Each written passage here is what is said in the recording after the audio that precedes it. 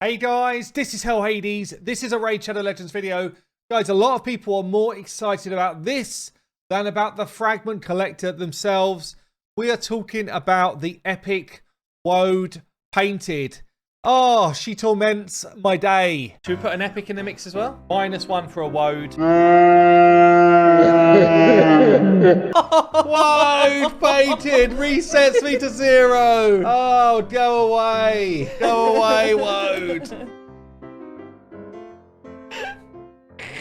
Woad painted again! I get hit with a Woad. Oh, Lord. I lose a point for getting a Woad. Stupid rule that was. Oh, dear. Were you just hoping to slide past that Another one? Woad!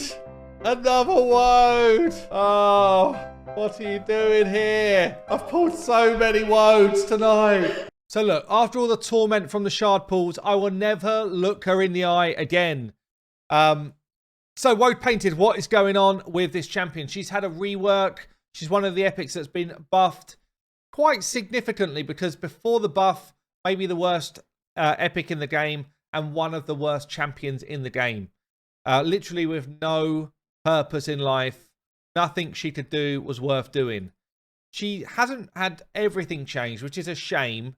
So two of the kind of major changes here. Her A1 is now based off HP instead of attack and HP. That's quite a significant change. She's officially now an HP-based champion. Her A3 is also now based off of HP as well, and it's got a better chance to land. Honestly, though, like the A1 and the A3 are both okay. There's not that much content in the game where block active steals is the thing to do. Probably the only place really where you're going to be using this is in Faction Wars. If you're trying to lock out a specific opponent, like if you're trying to stop Valks doing their big AoE shield shenanigans, all that type of stuff, you stop it with this, and it's actually pretty effective for that. Outside of that, it's pretty unusual you're going to use this chick to do anything like that. But the big change has come from her A2. And the A2 genuinely could be up there as like top 3 heals in the game.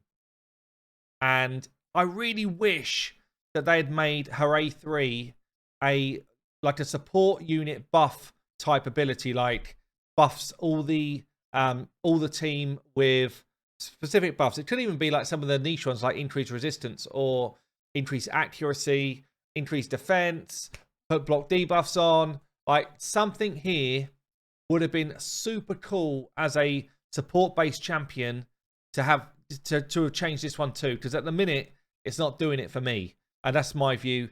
Or something like a turn meter feel here. Christ, she would be top tier if there was some sort of turn meter thing going on here. Or if the A1 was changed to a clan boss style debuff, like a decreased attack or a decreased defense, just something else. But as it is, they didn't change any of the other stuff. But the A2, as I say, could be top 3 heal in the game. So cleanses herself. Now I'm assuming, and I will try it, I'm assuming that she can't cleanse herself if she is provoked, stunned, frozen, and it goes on, yeah? She can't do this if she's locked to do it, which is like a significant flaw in her kit. You know, she almost needs a passive that if this is available, she cleans all debuffs off rather than doing it here as a part of an ability, because all of the ones you want to clean are still there, and she can't do this. But anyway, she cleans off the stuff that she can. She removes a random debuff from all allies. That's actually quite big. So she can come in, if you speed tune her 4 for 3, she could come in and be a cleanse style champion for clan boss stuns, for clan boss debuffs, with this ability here. Any form of cleanse is going to be good in general content, Doom Tower, all that type of stuff. So this is actually quite a big change. Then heals this champion by 100% of their max HP. So if you've got her as a 50k health champion, you get a 50k heal on her. And heals all allies equal to 50% of the surplus heal. Honestly, this champion has just unlocked opportunity with this heal. It is big. So you see the build I've got her in here. 105k health, All I care about in this build is speed and HP percent. I've got some accuracy in the build. It's just kind of landed there rather than I've absolutely gone for it. But speed and HP is nutty, because if I heal for 100% of my max HP when I've got 100k health, I'm going to give all of my allies a 50k heal. And then after that, she puts reflect damage on the whole team. And she gets another turn to then cycle back to this quicker. So my thoughts here are things like cleansing gear or refresh gear, sorry, to try and get back to the A2 quicker. You turn off the A3, forget it exists unless you're using it for faction wars. You bring in refresh gear if you've got it. You bring in reflex gear if you've got it, so that you cool down that random skill, which will always be our A2 if you don't use the A3. And then in terms of masteries, I've not done any damage masteries because I don't care for it. That's not what she's there for. We've just gone full support tree with defense tree. So the main one I end on here is more health, because more health means bigger heal. We've got more healing up here as well. More healing, more healing, more healing. You've got it by now. What's going on? We're getting bigger heals. So Woad painted in full healing mode. And I'm going to pair her up with the only champion who loves to be healed in the game. And this rare is one of the most fun niche champions that we've got. I'm actually going to change his build a touch from this, actually. Okay, then, so Ironclad, what have we done? We've got Savage gear on with crit damage gear. I've just stripped a load of his HP away because his damage is based on surplus healing. And Woad Painted does surplus healing and some. Like a 50k heal on this dude is going to be nuts. So what I've done, I actually just stripped a load of his health back, because if he takes a bit of damage, I want him to be able to tank some of that damage with high defense, but I don't want him to have high health so that he loses loads and therefore there's not a big overheal. So look at this. Damage inflicted is equal to 50% of any surplus heal. And then what we do is we pump him up with 100% crit rate, high crit damage. We ignore defense with Savage gear. And we're going to get some pretty insane results through this. So let me set up just a kind of damage showcase first, and then we'll go in and show off some arena stuff. Okay, then. So we've got drop defense and weaken everywhere. We've got the poisons out there to make Bad L pump up the damage. So we're going to heal Woad. She's going to then give us a 50k surplus heal here. Let's see how we get on with these waves. Oh, it's nearly a one-shot across the board. It's nearly a one-shot, but that is a significant amount of damage. And then basically, to carry that on, so I'm trying to get back to her main abilities again.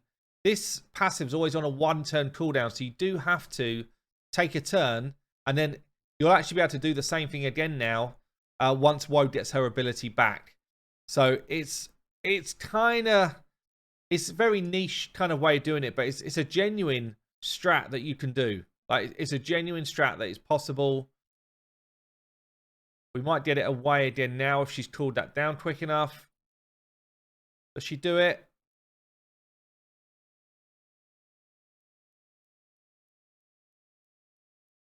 I feel like she did it. He must have had his heal ability on cooldown, I'm guessing.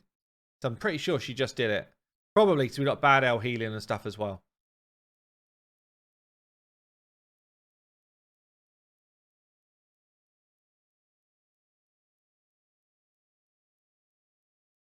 You see the Bad L heal there also does the damage, so probably not the best person to throw in the mix.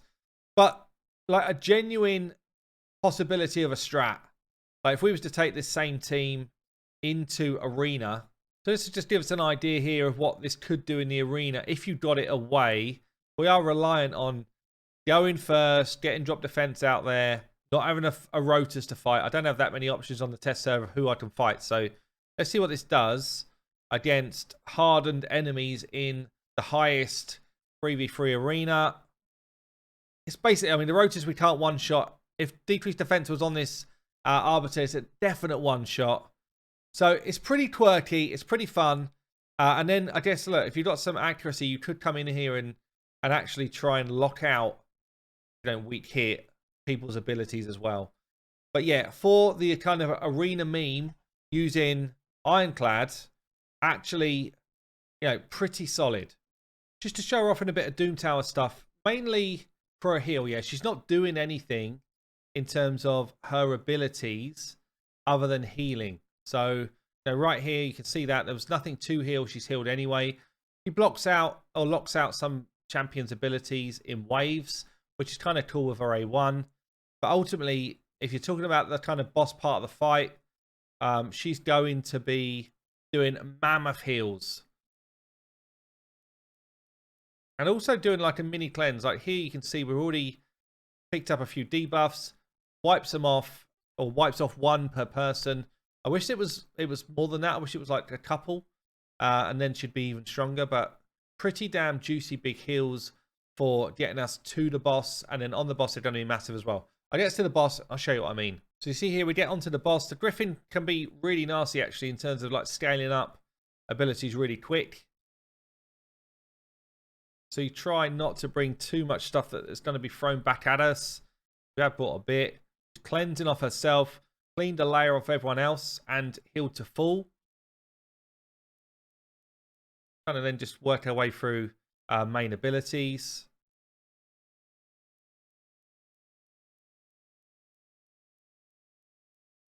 Things like stuns. Like obviously if she gets her turn with the ability up, she'll just clean that straight off.